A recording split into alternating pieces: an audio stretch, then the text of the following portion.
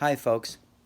So a quick video on a few things that I keep getting asked about today.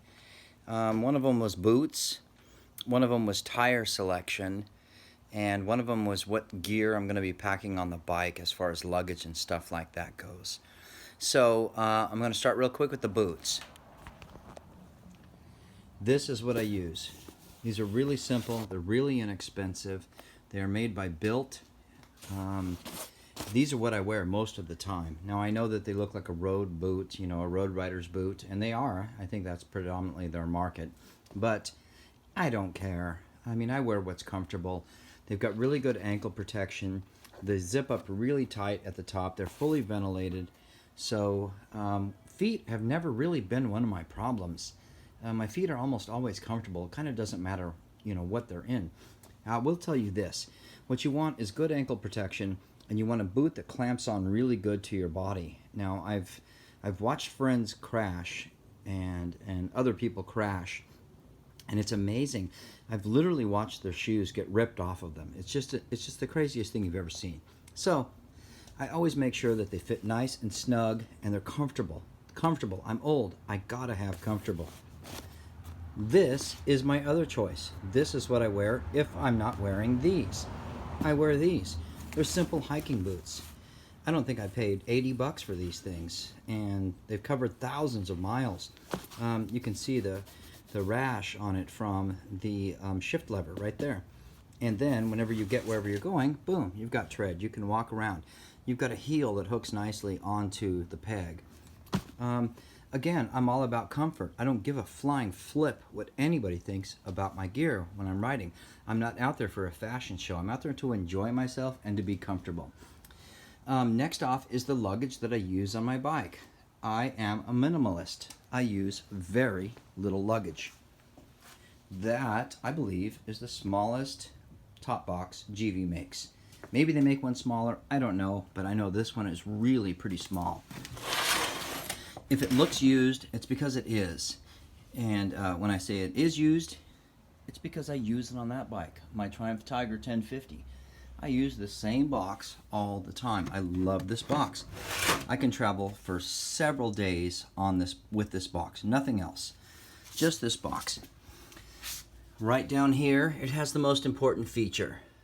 It's got a lock, and it's weatherproof. It's always weatherproof. I've been in downpours. I've been in snow with that top box, and everything is always dry inside, and when I get there, boom, click, and I carry it off like luggage into wherever it is I'm going. You look inside, I don't really carry much. Obviously right now it's not packed. When I am traveling though, I'm only taking a couple pairs of jeans. I'm taking some underwear, I'm taking some t-shirts, I'm taking some socks, definitely, my bathroom kit, usually just, you know, shampoo, deodorant, cologne maybe, whatever. Just simple stuff though. Nothing real major. Another really important part is the cargo net. I take this cargo net with me everywhere I go, and anything I have to clamp down to the seat really quickly, I use that cargo net. Bam, done. The other thing I always carry with me too, this seems goofy, I get it. It's this funky little doodad I bought from Bi-Mart. It's got a little whistle in it. It's got some rope. I think it's got some matches inside. But the really important part is the compass. It's got a compass. I have been lost in the woods on motorcycle rides before, and I have not always lived in the world of GPS. When I started riding off-road and stuff, GPS didn't exist. Cell phones didn't exist. And a stupid, simple little compass has been the difference between a really, really bad day and some really good stories about how screwed up I got myself. Simple little device like that. I know, it seems goofy. People may laugh at you until everybody desperately needs it. In some places I go, I can't get a good signal anyway for GPS. Stuff like that. Of course, we will be on the next trip. We will be doing mostly hotels, motels, maybe some bed and breakfast. My younger brother does not want to camp out. So, I don't care. I don't mind. I've done both. I love camping. I also love just cruising on along and stopping at hotels and bed and breakfasts, whatever. But the nice thing about doing this way is I don't have to pack a lot of camping gear. I don't have to pack cooking utensils. I don't have to pack a bedroll, a sleeping bag, a tent, all that other stuff. Now I don't mind doing that. In fact, I have it all set up in a slick, just a single dry bag, and I can just literally strap it right onto this top box. That's right, Ace Hardware. A couple little eye bolts on both sides. Shabam, shabam. I think it cost me, I don't know, $2. It wasn't very expensive, and boom, the bag just clamps right onto it. The only other luggage I'll be bringing is my tank bag. It's a factory KTM tank bag. I ordered it from the dealership Gresham Power Sports where I bought the bike. I think it was 170, 180 bucks, whatever. I had to order it. And it holds, you know, basic stuff like I need. It holds water bottle. It holds my GoPros, my cell phone, my wallet. It's got a rain cover, you know, all that stuff that, you know, they're kind of essentials as far as this kind of luggage. The only downside to it is that it does zip off of the base plate, or the the base mount that mounts to the tank. This part is kind of a pain in the butt, really, because if you pack the bag, it's really hard to get this zipper to go all the way around, just because it has to deform the bag to fit around the contours of the tank.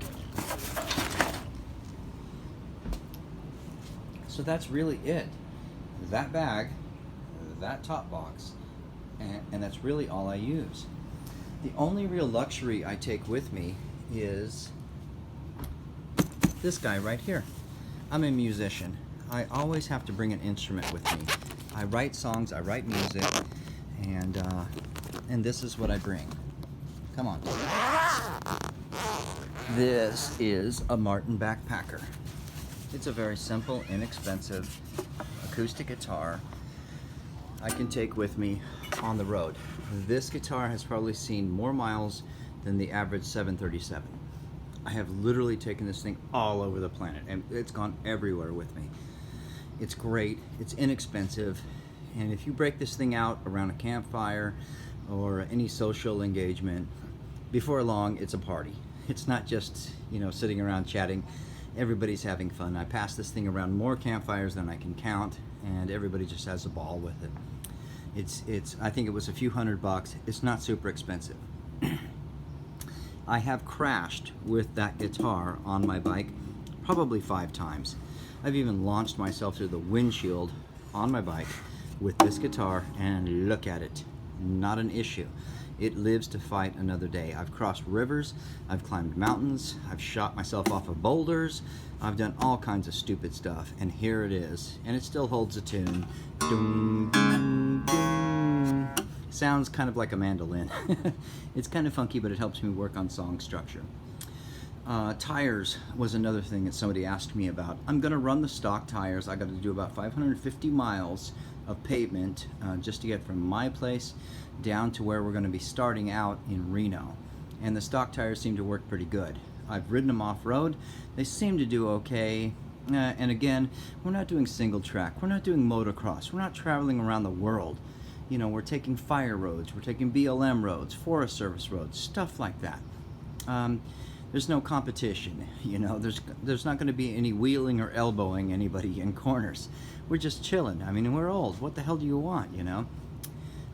The last thing I want to point out is this, and this is another thing I get questions on.